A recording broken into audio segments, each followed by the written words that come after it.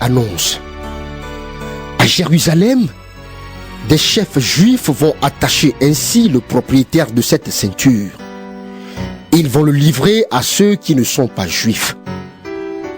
Quand nous entendons cela, nous et ceux de Césarée, nous demandons à Paul avec force de ne pas aller à Jérusalem.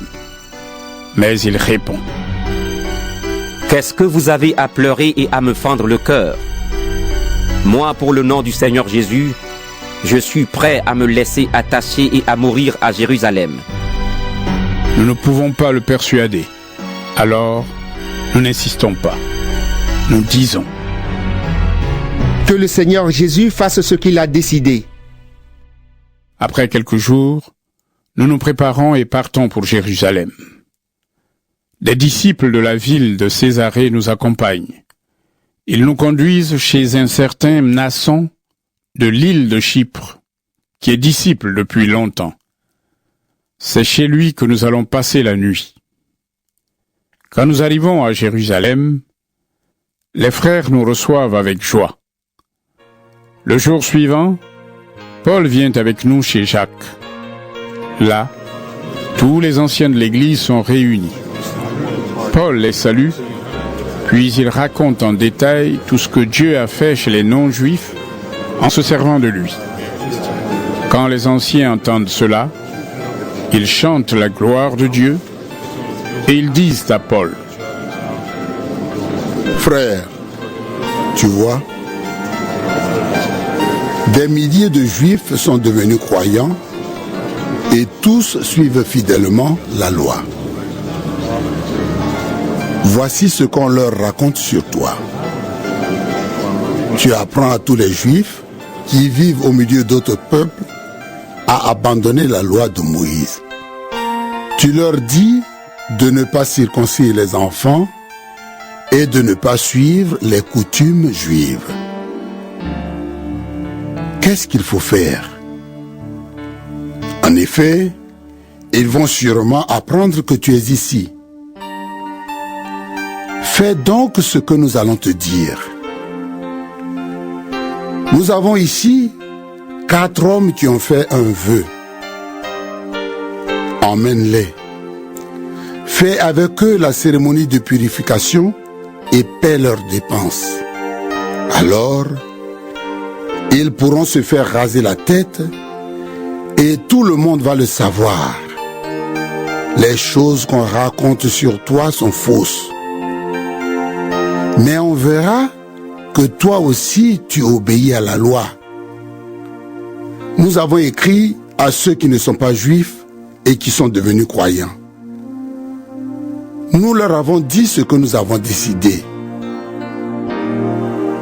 Vous ne devez pas manger la viande qu'on a offerte aux faux dieux. Ne mangez pas de viande qui contient encore du sang. Respectez les lois du mariage. Alors Paul amène ces 4 hommes. Le jour suivant, il commence avec eux la cérémonie de purification. Puis il va dans le temple. Là, il fait savoir le jour où on offrira le sacrifice pour chacun d'eux, quand la purification sera finie. Les 7 jours de la purification sont presque finis. Des Juifs de la province d'Asie voient Paul dans le temple. Ils excitent toute la foule et ils arrêtent Paul. Ils crient: Gens d'Israël, au secours! Le voilà, l'homme qui donne partout et à tout le monde un enseignement contre notre peuple, contre notre loi et contre ce temple. Il a même fait entrer des non-juifs ici et il a rendu impur ce lieu saint. En effet, à Jérusalem, les Juifs ont vu Trophime d'Éphèse qui accompagnait Paul, et ils pensent que Paul l'a fait entrer dans le temple. Il y a de l'agitation dans toute la ville, et le peuple arrive en foule. Ils arrêtent Paul et l'entraînent en dehors du temple. Tout de suite après, on ferme ses portes. Les gens cherchent à tuer Paul. Mais le commandant des soldats romains apprend que l'agitation s'est répandue dans toute la ville de Jérusalem. Il prend immédiatement avec lui des soldats et des officiers et il court vers la foule. Quand les gens voient le commandant et les soldats, ils cessent de frapper Paul. Alors le commandant s'approche, il fait arrêter Paul et il donne l'ordre de l'attacher avec 2 chaînes. Puis il demande: Qui est cet homme? Qu'est-ce qu'il a fait? Mais dans la foule, les uns crient une chose, les autres en crient une autre. Comme le commandant ne peut rien apprendre de sûr à cause du bruit, il donne l'ordre d'amener Paul dans la caserne. Quand Paul arrive près de l'escalier, les soldats doivent le porter, parce que la foule est très violente. En effet, tout le peuple le suit en criant: À mort! À mort! À mort! À mort!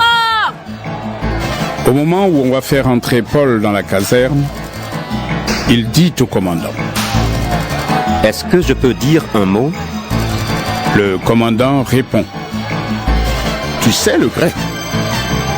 Donc, tu n'es pas l'Égyptien qui, ces temps-ci, a fait un complot et qui a amené au désert 4000 terroristes. Paul dit: Moi, je suis juif, de la ville de Tarse, en Cilicie. Je suis citoyen d'une ville célèbre. S'il te plaît, permets-moi de parler au peuple. Le commandant le permet. Paul, debout sur les marches, fait signe de la main au peuple. Alors, il y a un grand silence. Et Paul leur dit dans la langue des Juifs, Actes, chapitre 22. Frères et pères, écoutez ce que je vais dire maintenant pour me défendre. Quand ils entendent Paul parler dans leur langue, ils sont encore plus calmes. Paul continue. Je suis juif. Je suis né à Tarse en Cilicie, mais j'ai été élevé ici à Jérusalem et j'ai eu Gamaliel comme maître. Il m'a enseigné de façon très exacte la loi de nos ancêtres. J'étais plein d'ardeur pour Dieu, comme vous tous aujourd'hui. J'ai fait souffrir jusqu'à la mort ceux qui suivaient le chemin de Jésus. J'ai fait arrêter et jeter en prison des hommes et des femmes. Le grand prêtre et tout le conseil des anciens peuvent dire que c'est vrai. En effet, ils m'ont donné des lettres d'autorisation pour les frères juifs de Damas. Alors, je suis parti pour arrêter les chrétiens qui étaient là-bas, pour les emmener à Jérusalem et les faire punir. J'étais en route et j'approchais de Damas. Tout à coup, vers midi, une grande lumière venant du ciel a brillé autour de moi. Je suis tombé par terre et j'ai entendu une voix qui me disait: Saul, Saul, pourquoi est-ce que tu me fais souffrir? J'ai demandé: Seigneur, qui es-tu? La voix m'a répondu: Je suis Jésus de Nazareth. C'est moi que tu fais souffrir. Ceux qui étaient avec moi voyaient la lumière, mais ils n'entendaient pas celui qui me parlait.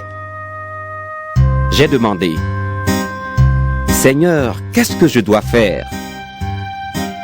Le Seigneur m'a répondu: Relève-toi, va à Damas, et là on te dira tout ce que tu dois faire. J'étais devenu aveugle à cause de cette lumière si brillante. Alors ceux qui m'accompagnaient m'ont pris par la main et ils m'ont conduit à Damas. Là, il y avait un homme appelé Ananias. Il était fidèle à Dieu et à la loi de Moïse. Tous les Juifs qui habitent Damas disaient du bien de lui. Ananias est venu me trouver et il m'a dit: Saul, mon frère, retrouve la vue. Et au même moment, j'ai vu Ananias clairement. Il m'a dit aussi, le Dieu de nos ancêtres t'a choisi d'avance pour que tu connaisses ce qui lui plaît. Il t'a choisi pour que tu voies Jésus, le juste, et que tu entendes sa voix. En effet, tu dois être son témoin devant le monde entier. Tu annonceras ce que tu as vu et entendu. Et maintenant, pourquoi attendre? Viens, reçois le baptême et le pardon de tes péchés en faisant appel à son nom. Ensuite, je suis retourné à Jérusalem. Un jour, je priais dans le temple et le Seigneur s'est montré à moi. Je l'ai vu et il m'a dit, « Dépêche-toi, sors vite de Jérusalem. En effet, ses habitants n'accepteront pas ton témoignage à mon sujet. » J'ai répondu, « Seigneur, ils le savent bien, j'allais dans les maisons de prière chercher ceux qui croient en toi. Je les jetais en prison et je les faisais frapper. Et quand on a fait mourir Étienne, ton témoin, j'étais là moi aussi. J'étais d'accord avec ceux qui le tuaient et je gardais leurs vêtements. Le Seigneur m'a dit, « Va, je t'envoie au loin, vers tous ceux qui ne sont pas juifs. » Les gens ont écouté Paul jusqu'au moment où il dit ces mots.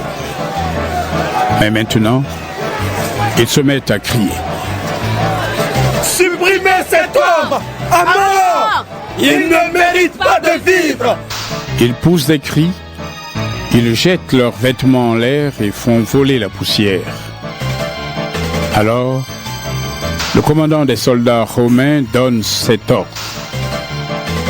Faites entrer Paul dans la caserne et frappez-le à coups de fouet pour l'obliger à parler. Je veux savoir pourquoi la foule crie contre lui de cette façon. On va attacher Paul pour le fouetter. Mais à ce moment-là, il dit à l'officier qui est présent. Vous voulez fouetter un citoyen romain que vous n'avez même pas jugé. Est-ce que vous en avez le droit? Quand l'officier entend cela, il va prévenir le commandant. Qu'est-ce que tu allais faire?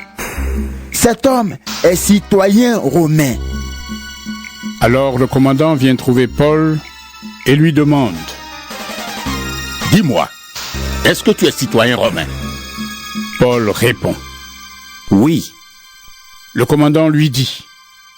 Moi, j'ai dû acheter très cher le droit de devenir citoyen romain. Paul répond. Et moi, je le suis depuis ma naissance. Ceux qui voulaient frapper Paul pour l'obliger à parler, le laissent aussitôt. Quand le commandant se rend compte qu'il a fait attacher un citoyen romain avec des chaînes, il a peur. Le commandant veut savoir de façon sûre pourquoi des chefs juifs accusent Paul. Donc, le jour suivant, il donne l'ordre au chef des prêtres et à tout le tribunal religieux de se réunir. Il libère Paul de ses chaînes. Il le fait amener et le place devant eux. Actes chapitre 23. Paul regarde en face les membres du tribunal et il dit: Frères, j'ai toujours vécu pour Dieu jusqu'à maintenant et je n'ai rien à me reprocher. Mais le grand prêtre Ananias commande à ceux qui sont près de Paul. Frappez-le sur la bouche. Alors Paul lui dit: C'est toi que Dieu va frapper, espèce de mur blanchi. Tu es assis là pour me juger d'après la loi et tu donnes l'ordre de me frapper. C'est contraire à la loi. Ceux qui sont près de Paul lui disent: Tu insultes le grand prêtre de Dieu. Paul répond: Frère, je ne savais pas que c'était le grand prêtre. En effet, dans les livres saints, on lit: Tu ne diras pas de mal du chef de ton peuple. Paul le sait. Certains membres du tribunal sont sadducéens et d'autres sont pharisiens. C'est pourquoi devant eux, il dit d'une voix forte: Frère, je suis pharisien et fils de pharisien. Comme eux, j'ai l'espoir que les morts se relèveront